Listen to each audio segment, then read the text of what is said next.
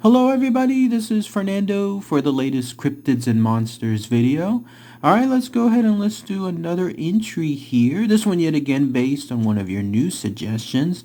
This one having to do with a fascinating take. Something that I might have never done before on this channel, or at least something that I can't recall at the moment. But in this case, it's with regards to a cryptid that potentially never was, meaning it may have never existed, yet it has a life of its own. Apparently nobody has ever seen this cryptid before, but it was one of those things where when you talk to someone's ear and then they mention it to someone else's ear, it just grows and it has its own life afterward, and eventually people truly believe that it really did happen. So lots of fascinating stuff to talk about it. In fact, you're looking at a representation of it now. Has a very unique name too. It's called Jacko. So let's go ahead and let's share all the fascinating information of this cryptid that perhaps never was. So what was this Jacko?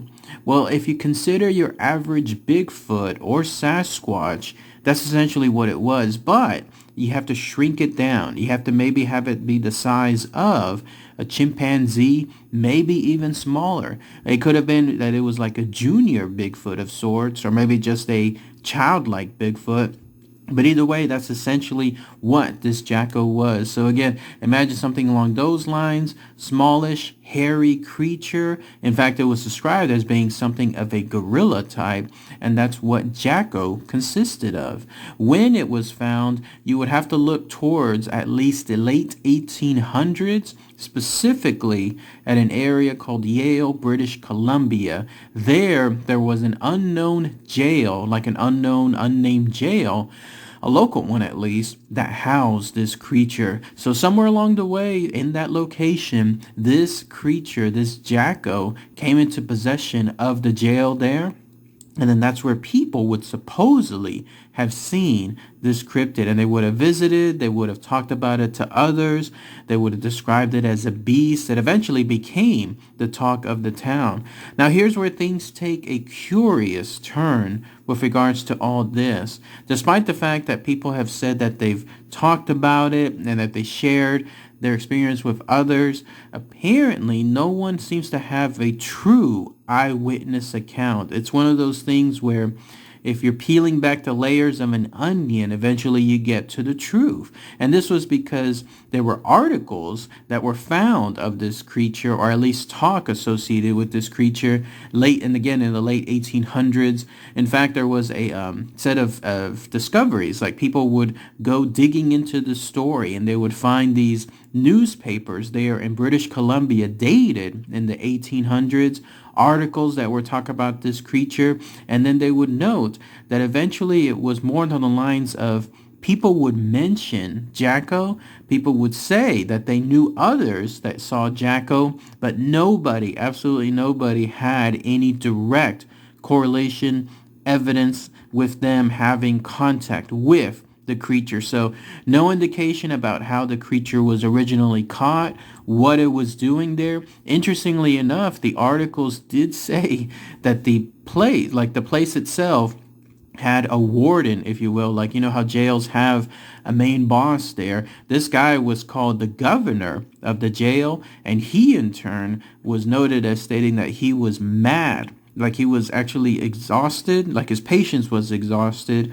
with all the repeated inquiries from people who became aware of this Jacko, or at least the rumors associated of this Jacko being there in that crowd, being there in that jail. But he would tell that crowd that no, nothing is there. There is no Jacko. There is no mini Bigfoot. Nothing. He called it a non-existent creature, and yet more people would hear about the rumors of this Jacko being there, and so they would come about. And so several articles there in the 1800s, they're discovered within some of the microfiche or microfilms in the University of British Columbia, highlighted that interesting stuff. So that kind of began to crack the layers with regards to the truth of Jacko, as it was discovered that there really wasn't much of a direct set of evidence. Other people would eventually find, like in 1958, a guy by the name of John Green interviewed a guy by the name of August Castle,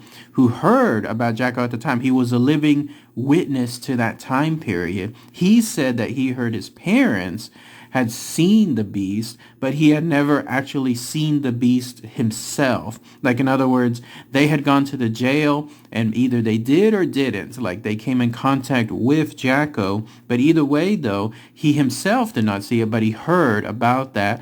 And other senior citizens were interviewed as well.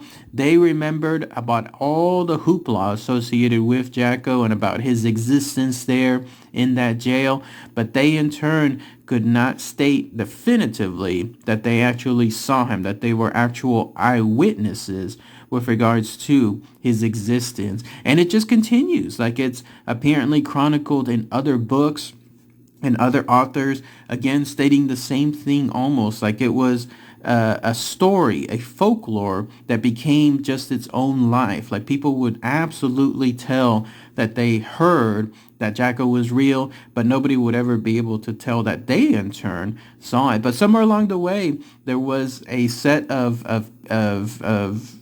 hominologists, I think that's what I saw there, and Bigfoot researchers and other type of people interested in the world of cryptids that just took this at face value and were definitively stating that, yes, this is proof of something involving a weird creature, a little Sasquatch that was found and then kept in that jail, and then evidence as to what occurred to him afterward, or, what other type of evidence could be produced.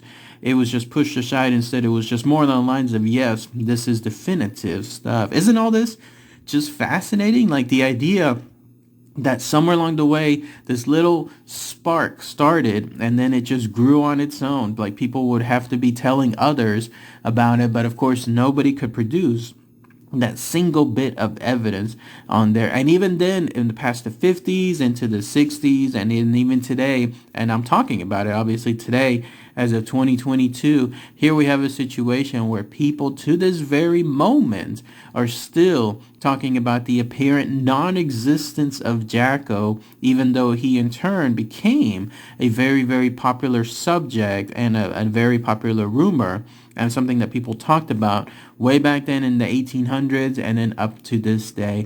Very fascinating stuff. What do I believe in this? I think it's true with regards to speculation, meaning it was something where people heard rumors, people heard stuff happening at the jail, but I truly believe nobody ever saw him, because there would have been something.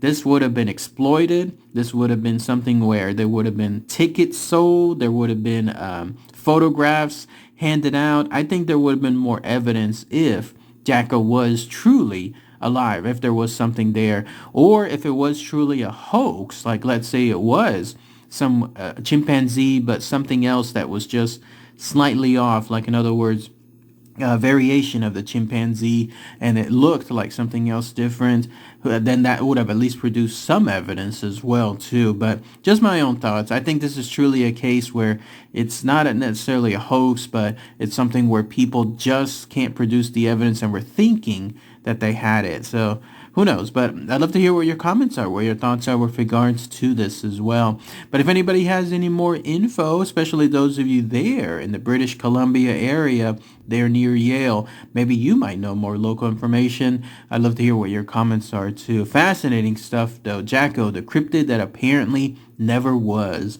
All right, everybody. Thanks again as always. Take care.